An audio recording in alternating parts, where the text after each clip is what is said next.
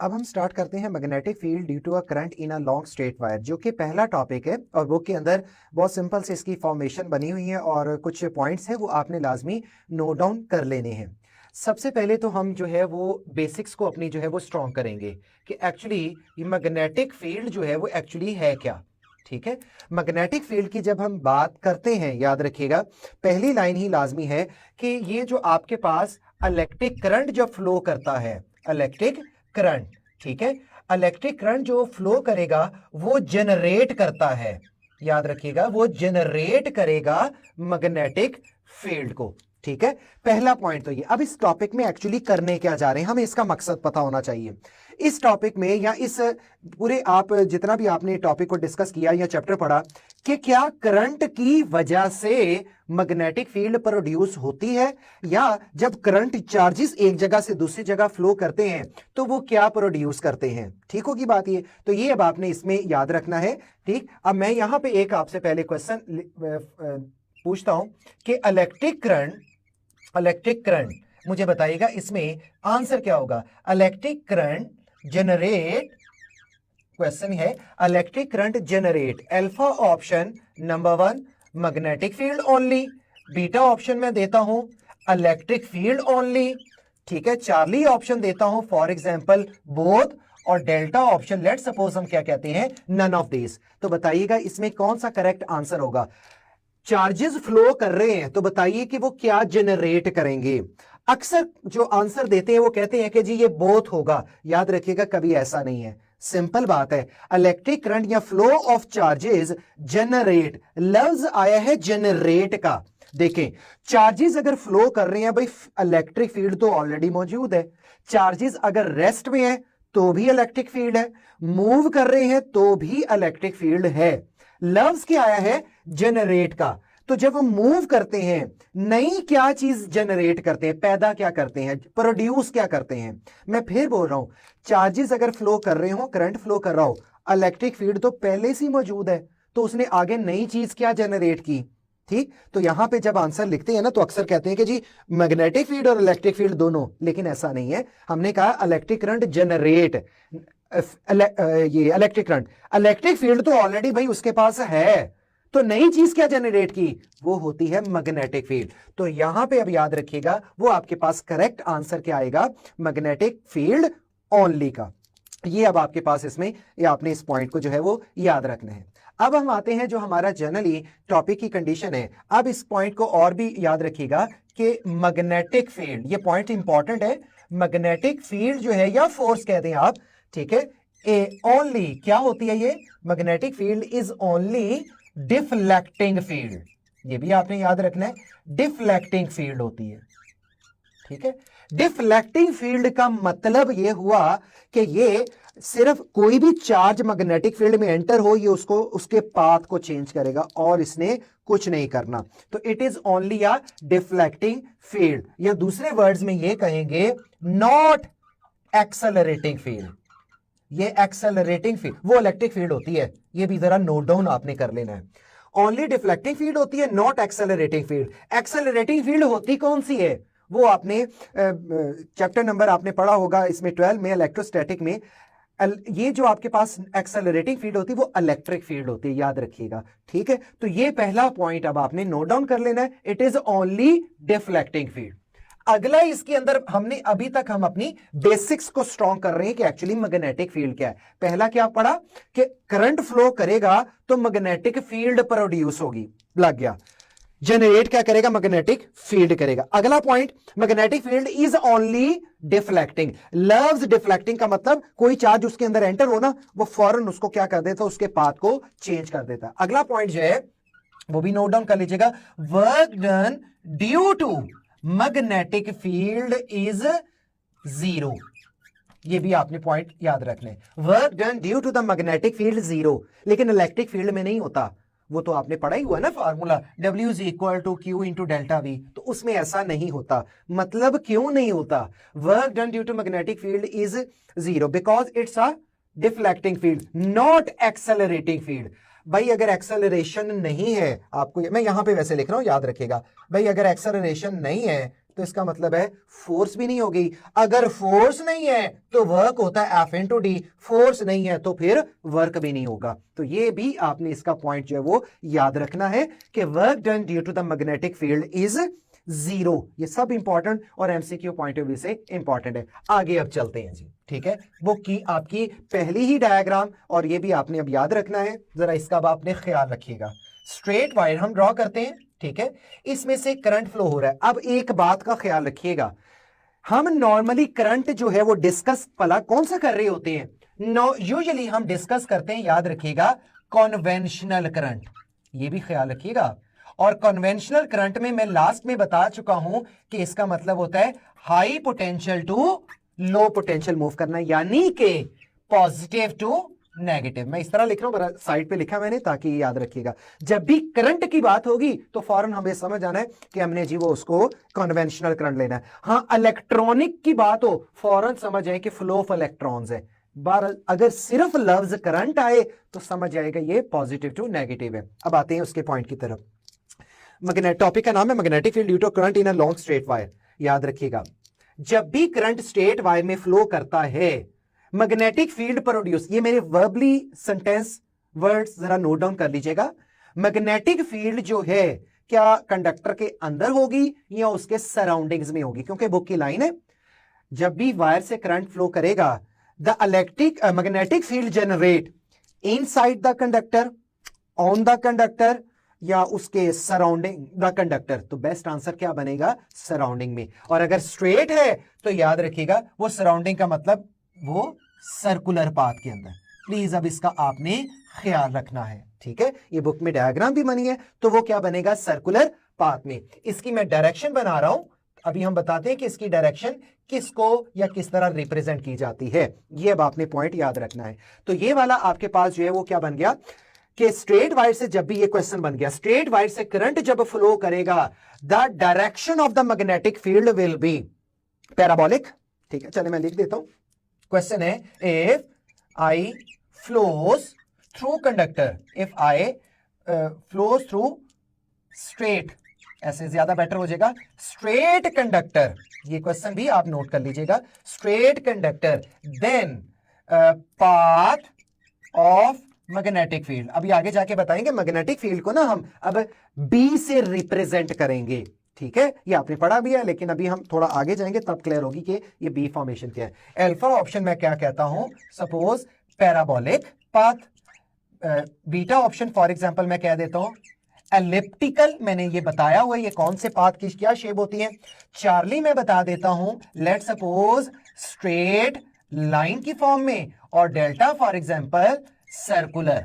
तो आपको पता तो लग गया होगा कि कौन सा करेक्ट आंसर है। तो ये कौन सा होगा? सर्कुलर पाथ में होंगे। और ये जितनी भी फील्ड्स हैं, फॉर एग्जांपल मैं एग्जांपल दे रहा हूं, लेट सपोज ये मैं वैसे ही नाम रख रहा हूं B3, B2 और इसके लिए B1। आई होप सो आप इसको नजर आ जाएगा, B3, B2 और B1, ठीक है। ये जितने भी बनते हैं, ये जो सर्कल है, इनको क्या कहा जाता है? Concentric circles. क्या कहते हैं? Concentric circle. ये जितने भी सर्कुलर पाथ बने, और कंसेंट्रिक सर्कल लफ्ज का क्या मतलब है?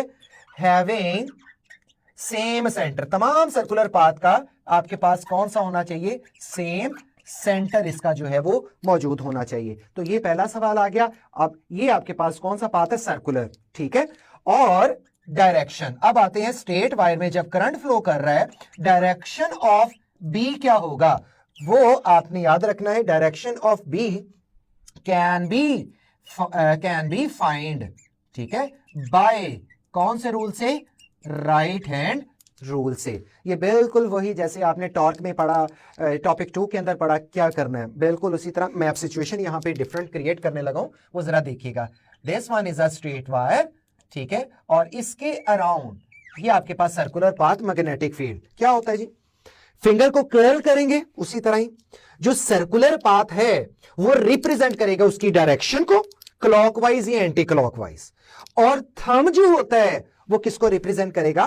करंट की डायरेक्शन को। तो आई होप सो समझिए, curling your finger, curl finger की डायरेक्शन रिप्रेजेंट करेगी मैग्नेटिक फील्ड को, और थंब जो है वो करंट को रिप्रेजेंट करेगा, ऐसे इसको रिलेट करें। तो इस वक्त जो आपको पता लग रहा है, ये वाली जो डायरेक्शन रिप्रेजेंट हो रही है, ये आपको लग रहा है this one is anti clock wise आपके पास डायरेक्शन है। ठीक है, अगर कोई क्वेश्चन आता है, डायग्राम बना दी जाती है और उसमें ये प्रेजेंट किया जाता है आए, तो अब आपको क्लियर हो गया होगा। इसको जारी बात है, राइट हैंड को फिर आपने इस फॉर्म में लेना है, curling your finger represent magnetic field, जो कि सर्कुलर में होगी। अब उसको डायरेक्शन इस तरह ये आपके पास आ जाएगी, तो ये फॉर्मेशन आपके पास क्या बन जाएगी, ये क्लॉक, ये आपके पास क्लॉक वाइज बन जाएगी।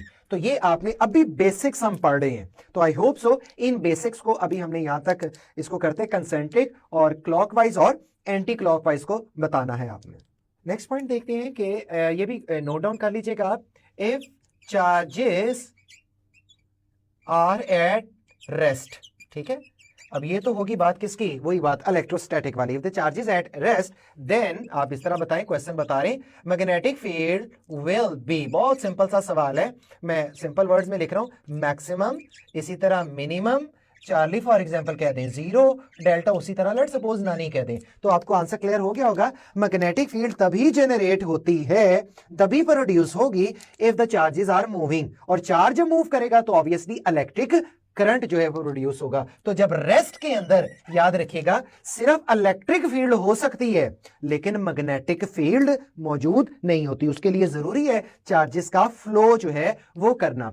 अगला पॉइंट जो है ठीक है, वो आपके पास क्या है कि सर्कुलर, ऐसे कर लें, circular path of magnetic field, circular path of magnetic field किस पे डिपेंड करेगा, depend on direction of current, depend upon direction of current पे डिपेंड करेगा। इस लाइन का क्या मतलब हुआ वो देखिए, अभी मैंने बताया ये, वैसे ये देखें, ये आपके पास है करंट अगर अपवर्ड डायरेक्शन में है तो जाहिर बात है इसकी direction according to right hand rule जो है वो क्या हो जाएगी, लेट्स सपोज एंटी क्लॉकवाइज। और इसी तरह अगर करंट की डायरेक्शन जो है वो डाउनवर्ड लेते हैं तो according to the right hand rule इसकी डायरेक्शन क्या हो जाएगी, इस तरह ऑपोजिट फॉर्मेशन में चली जाएगी। एक तो बात हो गई।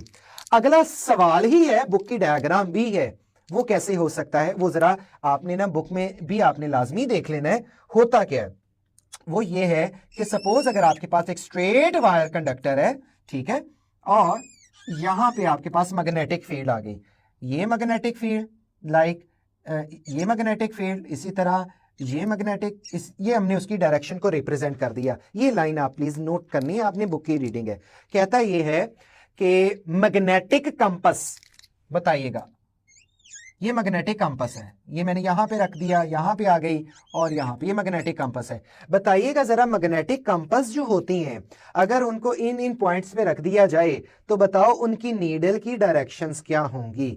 याद रखिएगा, आपको थोड़ा आइडिया होगा कि सर्कुलर पाथ के अंदर जब भी किसी पॉइंट से कोई चीज थ्रो करते हैं, याद है, हमेशा वो टेंजेंट टू द सर्कल ही चीज मूव करती है। तो लिहाजा याद रखना है कि जब आप इस पॉइंट पे, जिस मैग्नेटिक फील्ड की जो डायरेक्शन होगी, इस वक्त नीडल इस तरह रिप्रेजेंट होगी। मैग्नेटिक फील्ड की डायरेक्शन इस तरह जा रही है तो नीडल की भी डायरेक्शन कुछ यूं जाएगी। मैग्नेटिक अब फील्ड इस तरफ जा रही है, अभी जा रही है, उसी तरह ये डायरेक्शन होगी। अगर इस फॉर्म में रखते हैं तो वो कुछ यूं होगी, यानी कि जिस तरह एरोज जा रहे हैं ना मैग्नेटिक फील्ड के, तो इनकी डायरेक्शन भी आपके पास वही होगी, और ये किसकी डायरेक्शन होती है, टेंजेंट, ठीक है, tangent to the circular path की। तो ये पॉइंट बुक में भी लिखा है, आपको अच्छे तरीके से समझ भी आ जाएगी। तो अगर क्वेश्चन आ जाए तो आपको ये चीज चुप करके जी, tangent to the circular path या जो मैग्नेटिक फील्ड का पाथ है, ये भी पॉइंट हो गया। ये सारे रिजल्ट्स हैं, समझिए, ये सारे के सारे क्वेश्चंस ही हैं आपके। आगे आते हैं, that is important thing please, अब इसका आपने ख्याल रखना है। फॉर एग्जाम्पल ये करंट है, ठीक है, ये आपके पास है, तो इस वक्त इसकी डायरेक्शन आपके पास क्या होगी, वो ये होगी।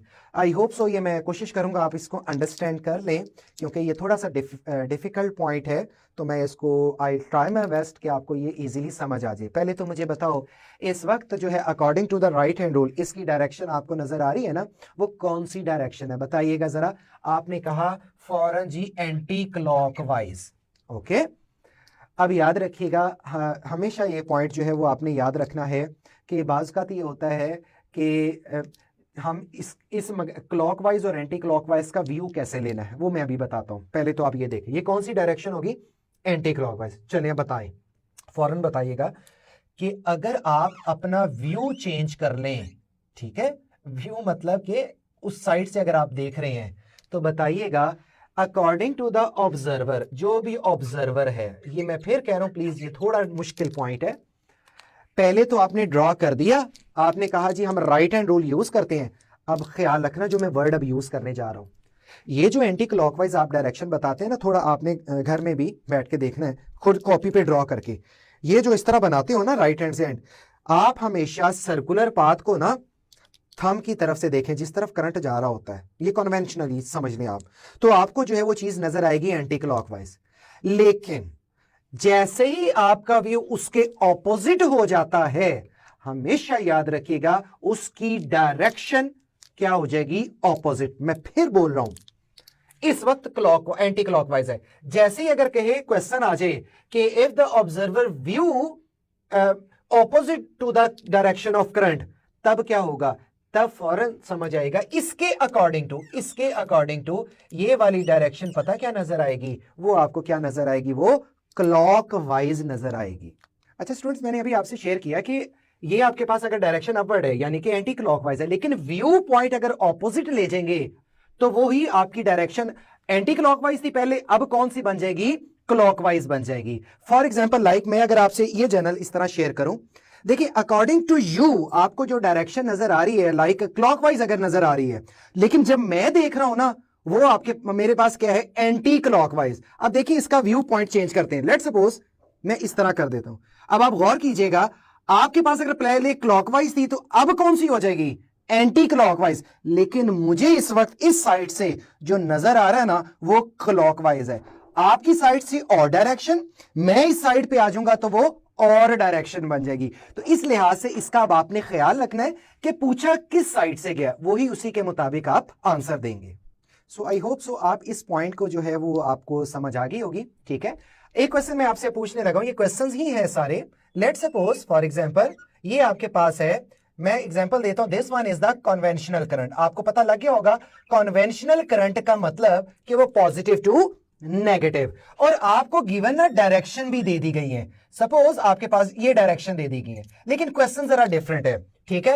इफ क्वेश्चन है, if the current changes to electronic current, if the current changes to electronic current, ये मैं इसको I का सिंबल दे दें, ये कुछ नहीं है, electronic current, then for example then B will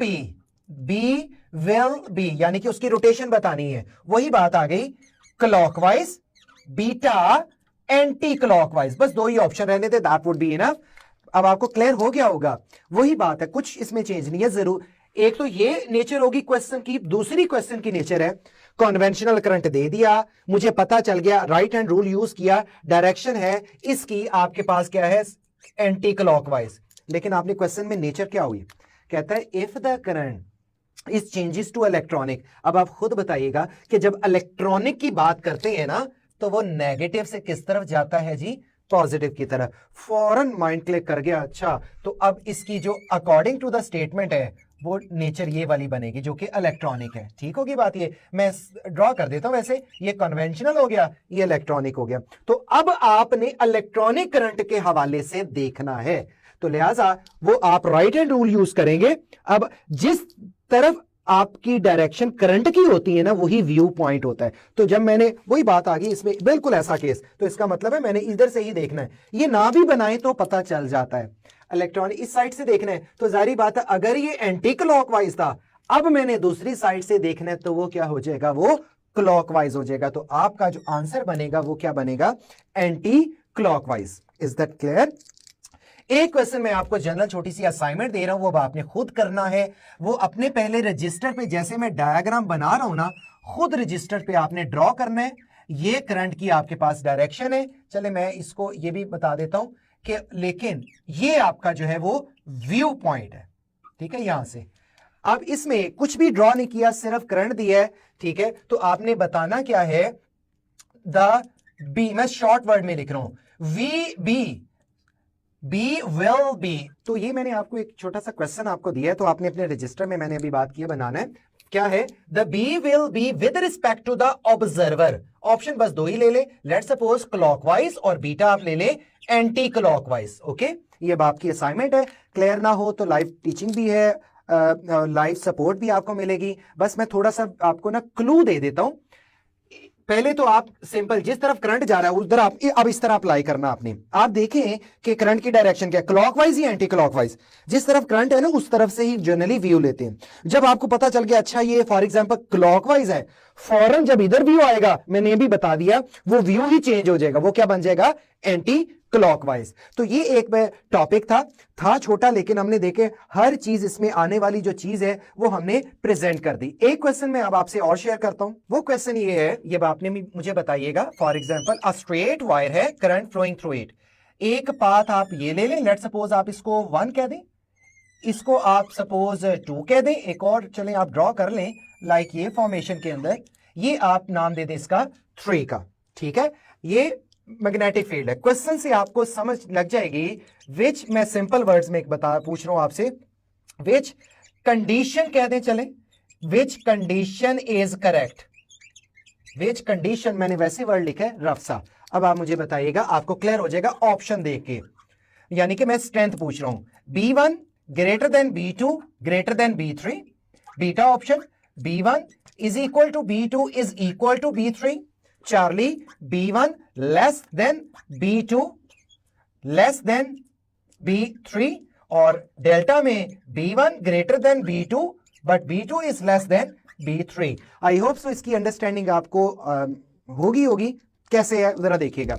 ये करंट है, लुक एट दैट, यहीं से पता चल जाएगा। यहां से यहां तक जाहिर बात है ये सेंट्रिक सर्कल है तो रेडियस आ गया।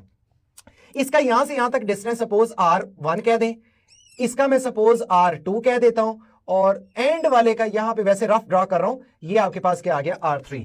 बड़ी सिंपल सी बात है, जब आप एक सोर्स से दूर होते चले जाएंगे इंटेंसिटी क्या होती जाएगी, स्ट्रेंथ क्या होती जाएगी? कम होती चली जाएगी। तो मेरे ख्याल से ये समझ लग गई होगी कि स्ट्रेट वायर से जितना दूर जाएंगे मैग्नेटिक फील्ड जो स्ट्रेंथ है ना वो कम होती चली जाएगी। ये आगे जाके हम पढ़ेंगे भी, फिलहाल आपने याद रखना है। ये वैसे अब पहले कभी टॉपिक होता था सोलिनॉइड वगैरह का, वहां बताते, लेकिन आप सिंपल इसका क्लू याद रखिएगा कि ये जो बी की स्ट्रेंथ है इनवर्सली प्रोपोर्शनल इस केस में किसके है? उसके रेडियस के। जितना रेडियस बढ़ता चला जाएगा मैग्नेटिक फील्ड स्ट्रेंथ उतनी कम होती जाएगी। और जब कभी स्ट्रेट वायर दे के इसका बी और आर का ग्राफ पूछ लिया जाए, ले जी, वो आपके पास इनवर्स रिलेशन आ जाएगी। तो ये था हमारा एक टॉपिक जो कि फर्स्ट टॉपिक था, जो कि यहां पे एंड होता है। आपने इनके पॉइंट्स शॉर्ट लिस्टिंग लाजमी कर लेनी है, जो जो छोटे छोटे पॉइंट्स मैंने बताए। Further more you know that आपके पास मौजूद है, सीरीज किट्स भी मौजूद होगी, उनमें से आपने इसको रीड करना। ना समझ आए कुछ पॉइंट की या कुछ चीजों की, ऑब्वियसली वो आपने लाइव चैट भी है, लाइव टीचिंग भी है, वहां से भी टीचर से शेयर कर सकते हैं।